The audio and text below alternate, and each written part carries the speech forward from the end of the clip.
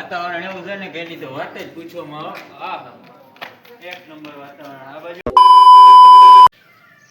Hello મિત્રો, કેમ છો? મજામાં ને? કેમ છો? મજામાં બધાને? જય Shri Ram and good morning. તો આજે તો શ્રાવણ મહિનાનો સોમવાર છે, તો અમારે તો જવાનું છે ગોપનાથ. તો આપણે કન્ટિન્યુ ગોપનાથ જાશું. આપણા કાકા આવી ગયા છે ને બ્લેક પેન્થર કાઢી લીધી. આ આપણા કાકા છે ને આ બ્લેક પેન્થર. હું કે કાકા જવું છે ને આજ? ચલો જય ગોપનાથ. હાલો તો હર મહાદેવ. ચલો કન્ટિન્યુ.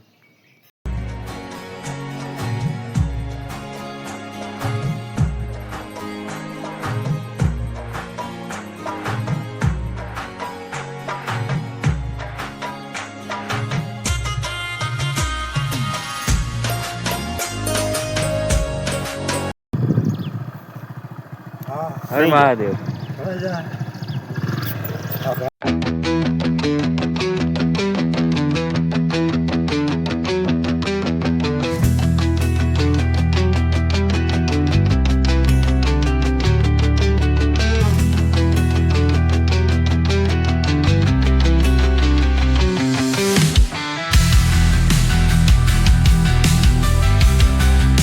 ફાઇનલી મિત્રો અમે આવી ગયા હતા ગોપનાથ.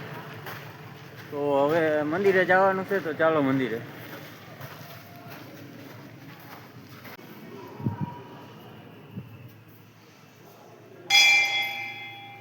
મિત્રો વાતાવરણ એવું છે ને કે એની તો વાત જ પૂછવામાં એક નંબર વાતાવરણ. આ બાજુ આવી ગયો ભાઈ,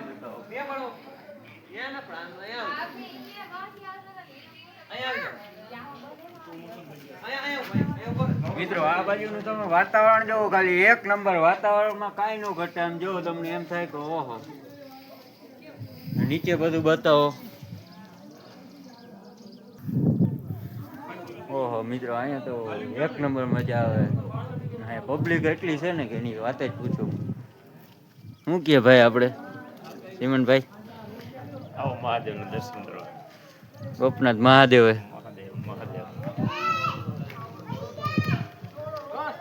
બાકી તો મિત્રો આમ તમે ખાલી નજારો જોવો નીચેનો, આમ રસ્તા કઈ રીતના છે જોવો. વાદળમાં વાતો કરે છે. હા મિત્રો, અહીંયા આવો ને એટલે એવું સુકૂન મળે ને કે એવું તમને લગભગ ક્યાંય ન મળે. સોમવાર છે, શ્રાવણ મહિનો ચાલે છે, તો ગોપનાથ મહાદેવ આવું કોઈક મજા આવશે તમને પણ. તો મિત્રો અમારે તો એક જગ્યાએ જવાનું હતું કામે, એટલે કાયો કા પાછા નીકળી જાય છે. તો ચાલો કન્ટિન્યુ. મિત્રો એટલામાં તો વરસાદ આવી ગયો. તો વરસાદ કે અમારું કામ જોવો ખાલી.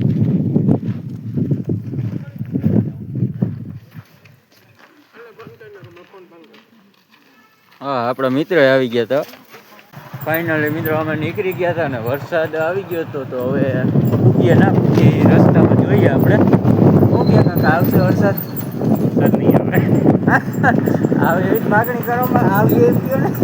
આજ રજામાં તો છે મહાદેવ, સોમનાથ મહાદેવનું દર્શન કરવા ગયો. એવું હે કા? હા.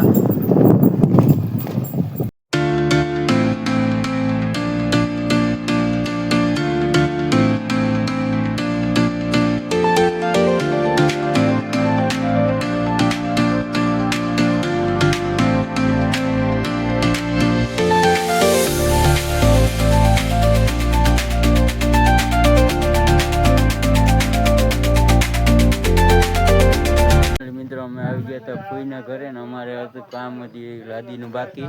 જોઈ લ્યો તમે. આ લાદીનું કામ પૂરું કરીને પછી અમારે ઘરે જવાનું છે. આમ જોઈ લ્યો આપણા ફુવાનું ખેતર. શું કે ફુવા, વરસાદ પાણી કેવાક છે? એવું હોય હાવ એવું ને મિત્રો.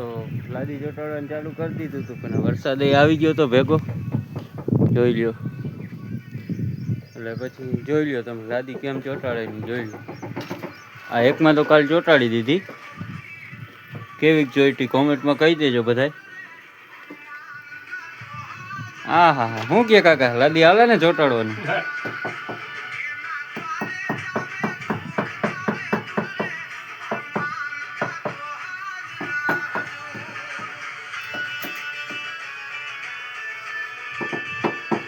ઓકે, અઘરું નથી લાગતું ને બહુ? હે કાકા, હે અઘરું નથી લાગતું ને કેવાનો લાદીનું? લાગે કાયમનો ધંધો રહ્યો. હાલો મિત્રો, એ લાદી ચોટાડે છે ને તો એ લાદી ચોટાડી છે ને. તમને બધાને બ્લોગ સારો લાગ્યો હોય તો લાઈક, સબસ્ક્રાઈબ ને કમેન્ટ કરી નાખજો. અને હું મળું તમને બીજા બ્લોગમાં. તો બધાને જય શ્રી રામ. હા, બાય બાય.